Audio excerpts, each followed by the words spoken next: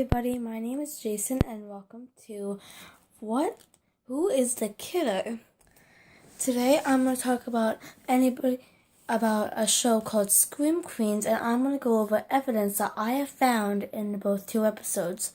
If you have not watched any of the episodes yet, please do not watch this. If you've only watched the first episode, I'll read the first episode evidence, and then also I'll give you 5 seconds to get off, and then I'll read the second episode evidence. So this is my evidence about the killer. So I think there's at least 3 killers this time. So this is my evidence for episode 1. Cassidy Cascade is about 31 years old, and that's how old the baby would be if it grew up from 1985. So he's about that age. And Cassidy has family hospital issues, like the dad that was thrown into that lake thing and then died. Hospital issue. Chamberlain got job from Craigslist. What do you expect from a Craigslist person? Happy things? He's obviously a killer. You never get anything good from Craigslist these days. Christy Allen looks like a woman from 1985, the mom. She looks like about that age if the woman grew up. She also has mysterious plans for the Chanels. What type of plans would they be? I don't know.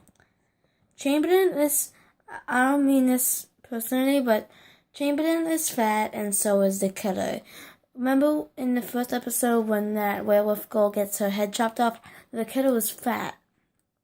And the only fat person is Chamberlain. So obviously he could be that killer. Chamberlain knows ways... Oh wait. Now we are starting episode 2 evidence, so please get off if you have not watched the second episode. Okay. Chamberlain knows ways around the hospital. Like when he was talking to Zayday, he went to the room, put candy in it, and then went in another way, and then just randomly came behind her, so he would know how to disappear if he needed to.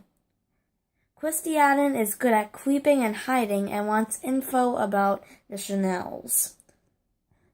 Remember when Zayday and Chamberlain went down in the basement and tried to find information about the past of the hospital? When they're walking, Christy Allen creeps up on them, and she was hiding, so she's good at doing that. And she wanted to know info about the Chanels when they weren't going to be home, when they'd be alone. That's not what people just randomly do. If you're a killer, you want to know that type of stuff. And Cassidy distracted Munch from unmasking the killer. Remember when Munch had to put up the fight with the killer?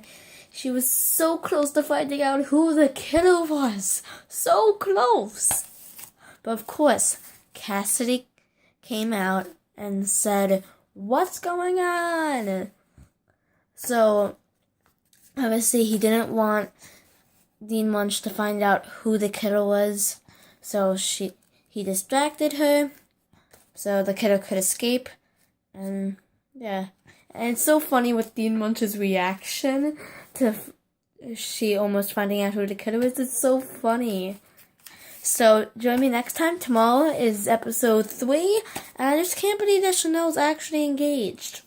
And we all know it's going to go awful. Just awful.